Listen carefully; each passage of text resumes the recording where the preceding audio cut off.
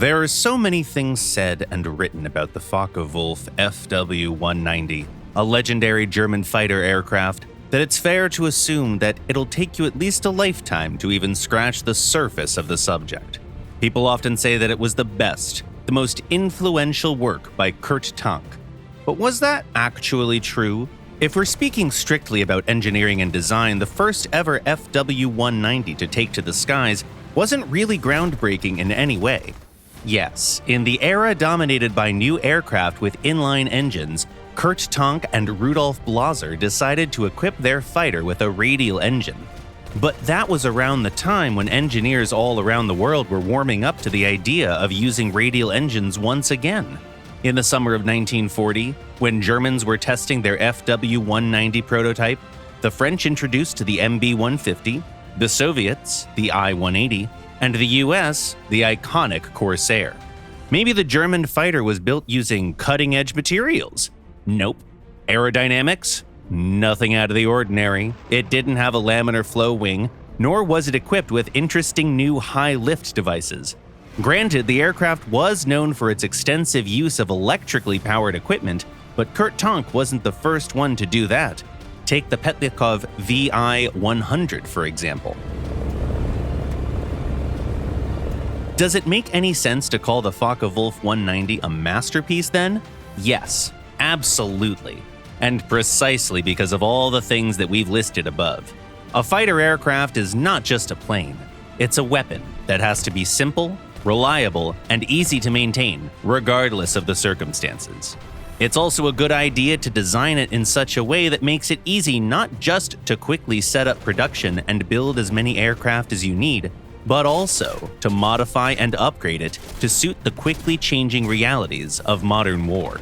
The creator of the Focke-Wulf 190 said that the role of this fighter was not to be a prized stallion, but a tough and resilient warhorse. The first production model, the FW-190A1, was adopted by the Luftwaffe in the summer of 1941. Despite being little more than a test run of a new series, those aircraft were almost immediately used in air battles over the English Channel. The pilots of the RAF immediately took notice of those newcomers.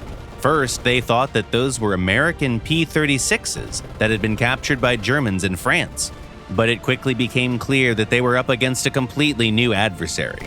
An adversary that was surprisingly hard to get rid of. What's even worse, Germany was improving the design at an alarming pace. In just a year, the FW-190 turned from being just an unwelcome surprise into a constant thorn in the Allies' sides. The aircraft of the A2 series were quickly succeeded by the FW-190A3, which allowed German engineers to test the full range of possible future modifications, as well as the new, more powerful version of the BMW 801 engine. This work allowed the Germans to quickly advance to the A4, a version with good firepower and none of the flaws of the A1. And then it was time for the FW-190A5 and the FW-190A6, each of which proved to be a highly versatile platform for all sorts of modifications. It's worth noting that when it came to changes to those late models, many of them were pretty surface level.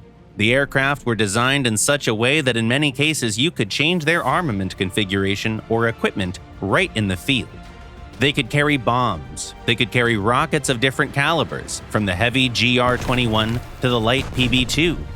You could mount a full battery of 4 20mm MG-151 cannons under the wings, or go for 2 devastating 30mm Mk-103 cannons.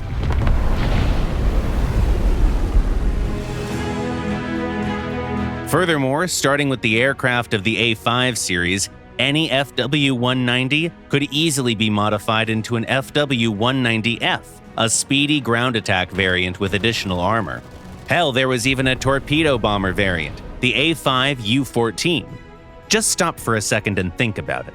With the sole exception of the experimental Italian G-55S, that's the only World War II-era single-engine fighter that was successfully modified to carry torpedoes, despite not being designed for this purpose from the very beginning.